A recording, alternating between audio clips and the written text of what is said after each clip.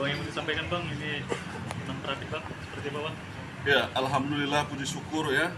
Dua orang anak balita hari ini ya, berserta seorang mama, dua orang balita akhirnya bisa bertemu dengan ayahnya ya, selaku diduga korban dari proses penegakan hukum yang inkonstitusional dan diduga melawan hukum begitu. Penetapan tersangkanya dinyatakan tidak sah ya, dan penahanannya juga dinyatakan tidak sah, dan diperintahkan pada Kejaksaan Negeri Labuan Batu Selatan supaya segera mengeluarkan pemohon klien kami Yasir Muhtadi Lubis SHMH, anggota Polres Labuan Batu Selatan, seketika setelah putusan diucapkan.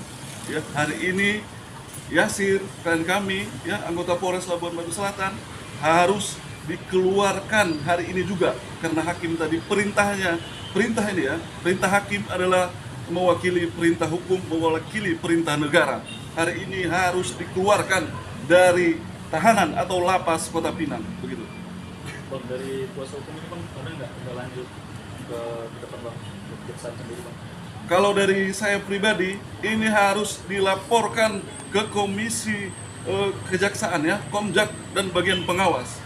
Tapi nanti saya diskusi lagi dengan klien saya Yasir bagaimana. Tapi kalau saya pribadi, ini harus dilaporkan supaya menjadi apa? Menjadi pelajaran bagi penegak hukum yang lain yang dimungkinkan masih tegak lurus. Jangan sampai terkontaminasi dengan upaya-upaya yang melanggar hukum atau dilakukan secara inkonstitusional begitu.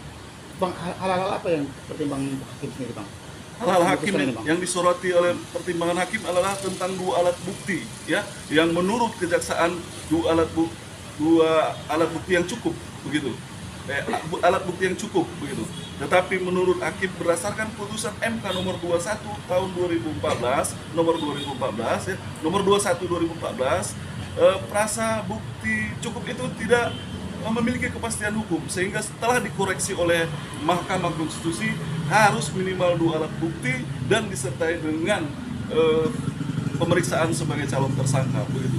Nah, kami sendiri menilai ya, penetapan tersangka tersebut sebenarnya tidak terpenuhi syarat tambahan yang diperintahkan atau dinormakan oleh Mahkamah Konstitusi, yakni pemeriksaan sebagai calon tersangka, karena apa yang disampaikan oleh termohon maupun hakim ya, sprintnya sebenarnya yang diperiksa si klien kami pada sebelum 12 Desember itu atas sprint terhadap terduganya orang lain.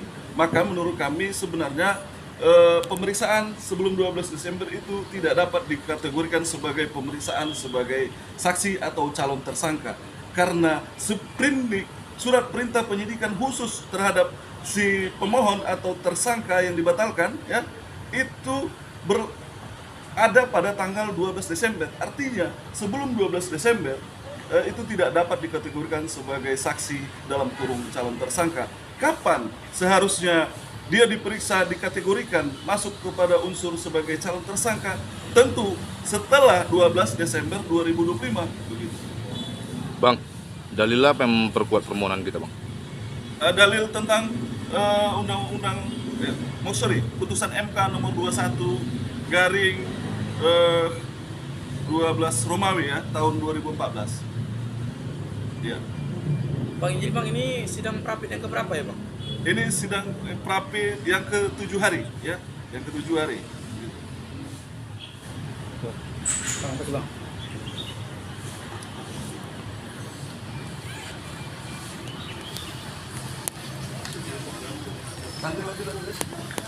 Nanti dulu.